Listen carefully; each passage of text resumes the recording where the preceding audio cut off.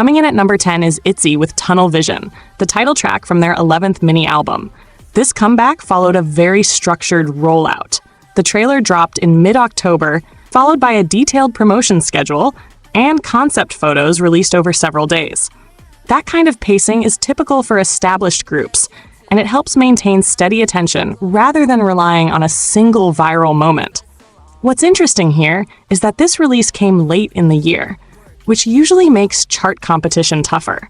Still, Tunnel Vision managed to secure a spot in the top 10, showing Itzy's continued consistency even after multiple years in the industry.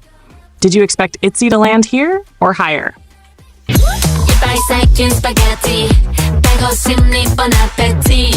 At number 9, we have Sserafim featuring J-Hope of BTS with Spaghetti.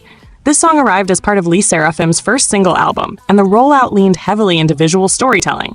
From the tomato sauce-themed streaming covers to the playful teaser videos, the concept stood out immediately. Feature-wise, this collaboration naturally drew attention from both fandoms. But what really matters chart-wise is timing. The song dropped right after the group's North American tour, when international visibility was already high. Compared to their earlier 2025 releases, Spaghetti performed strongly across global platforms, even without a long promotion window. Did this collab meet your expectations? Can't feel the rush, don't make a fuss. You gotta do it. Number 8 goes to Stray Kids with Do It from their special release album. This comeback was revealed during the encore of their Da Dominate Celebrate tour, which gave the announcement instant hype. Instead of a traditional long teaser period, the focus was on fan engagement, including a pop-up store that ran for several weeks after release. What makes this ranking interesting is that Do It wasn't positioned as a full-scale era. Despite that, it still charted strongly, showing how Stray Kids' fanbase responds even to non-traditional releases.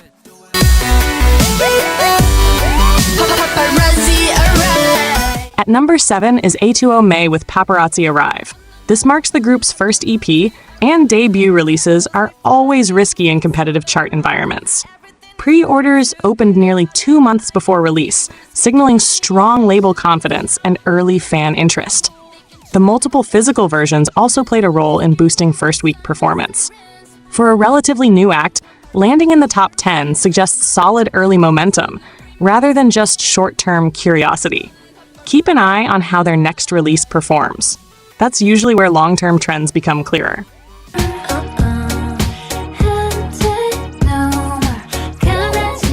Number 6 belongs to ILLIT, Not Cute Anymore. This was their first single album, and the scale of physical versions immediately stood out, with more than 10 different editions available. From a chart perspective, this strategy often boosts sales numbers, especially during comeback week. The song also arrived after weeks of media reports and official confirmations, meaning expectations were already set before release. Compared to their debut era, this comeback showed a noticeable expansion in reach and engagement. Was this the placement you predicted for ILLIT? For the new world, let's get enough for a new to roll my At number 5, we have Shino with Ego, one of the most unconventional entries on this list. Shino debuted as a virtual artist with dual personas, Shino Beat and Shino Loop, switching between male and female expressions depending on the performance. From an industry standpoint, this places Shino within the growing intersection of K-pop, virtual performers, and global EDM trends. Ego gained attention not just for its sound, but for what it represents: experimentation with identity, performance, and production style. Ranking this high in 2025 reflects how audiences are increasingly open to non-traditional artists. Don't you want me like I want you, baby? Don't you need me like I need you now? Release date October 18th, 2024. At number 4 is APT by Rosé and Bruno Mars. Even though the song was released in late 2024, its longevity carried well into 2025. This track marked Rosé's first solo release in 3 years and her first major project after leaving YG Entertainment. Chart-wise, long-lasting performance like this usually signals strong replay value rather than just debut hype. The cross-market appeal, combining K-pop, Western pop, and retro influences, helped keep it relevant across multiple regions. Do you think this should have ranked even higher? Hands off, Gabriella. At number 3, we have Katseye with Gabriella.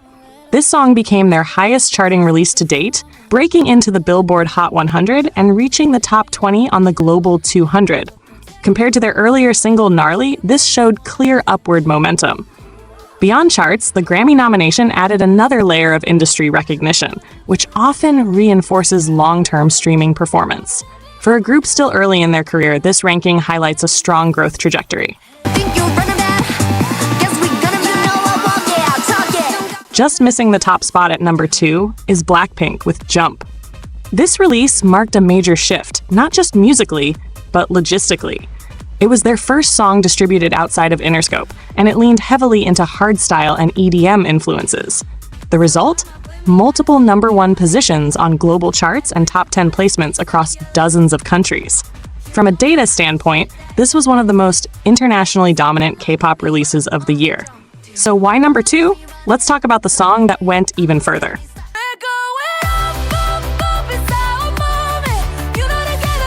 Taking the number 1 spot is Golden by Hunter X, performed by Itzy, Audrey Nuna, and Ray Ami. Originally released as part of the animated film K-pop Demon Hunters, this song went far beyond soundtrack expectations.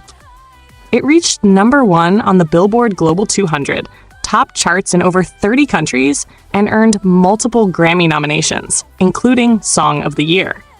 What makes this ranking especially significant is that a fictional K-pop group achieved real-world chart dominance, something that would have seemed unlikely just a few years ago.